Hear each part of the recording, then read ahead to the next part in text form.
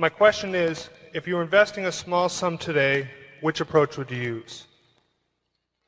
Well, I would use the approach that I think I'm using now of trying to search out businesses where I think they're selling at the lowest price relative to the discounted cash they would produce in the future. But if I were working with a small amount of money, the universe would be huge compared to the universe of possible ideas I work with now. You mentioned that 56 to 69 was the best period. Actually, my best period was before that. It was from right after I met Ben Graham in early 1951. But from the end of 1950 through the next 10 years, actually returns averaged about 50% a year. And I think they were 37 points better than the Dow per year, something like that. But that I was working with a tiny, tiny, tiny amount of money. And so I would pour through volumes of businesses, and I would find one or two that I could put $10,000 into or $15,000 into that were just ridiculous. They were ridiculously cheap. And obviously, as the money increased, the universe of possible ideas started shrinking dramatically. The times were also better for doing it in that time. But I think if you're working with a small amount of money, with exactly the same background that Charlie and I have, and same ideas, same whatever ability we have, I think you can make very significant sums. But as soon as you start getting the money up into the millions, many millions, the curve on expectable results falls off just dramatically. But that's the nature of it.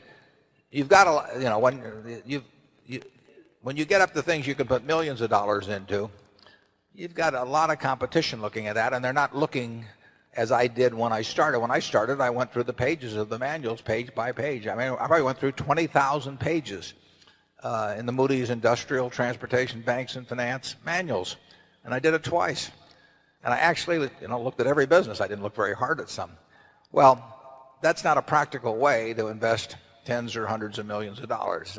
So I would say if you're working with a small sum of money and you're really interested in the business and willing to do the work, you will find something. If you were, there's no question about it in my mind. You will find some things that promise very large returns compared to what we will be able to deliver with large sums of money. Charlie? Well, yeah, I think that's right. A brilliant man who can't get any money from other people and is working with a very small sum probably should work in very obscure stocks, searching out unusual mispriced opportunities. But, that's such a small world. It may be a way for one person to come up, but it's a long slog. Yeah, most smart people, unfortunately, in Wall Street figure that they can make a lot more money, a lot easier, just by one way or another, getting an override on other people's money or delivering services in some way that people. And the monetization of hope and greed, is a way to make a huge amount of money. And right now it's just take hedge funds. I mean, I've had calls from a couple of friends in the last month that don't know anything about investing money. They've been unsuccessful and everything else. And, one of them called me the other day and said, well, I'm forming a small hedge fund, 125 million he was talking about. Like the thought that since it was only 125 million, maybe we ought to put in 10 million or something of the sort. I mean, if you looked at this fellow's Schedule D on his 1040, for the last 20 years, you'd think he ought to be mowing lawns. But Yeah.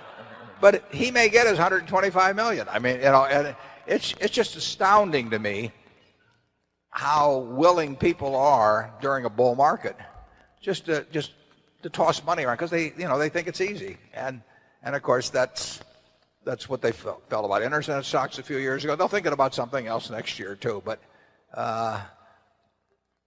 the biggest money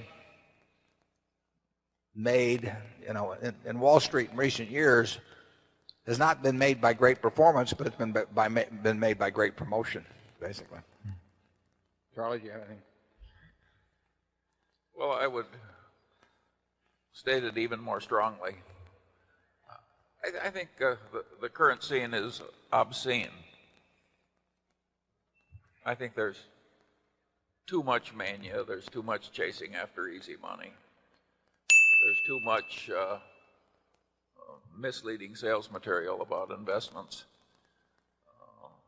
There's too much on the television emphasizing speculation in stocks.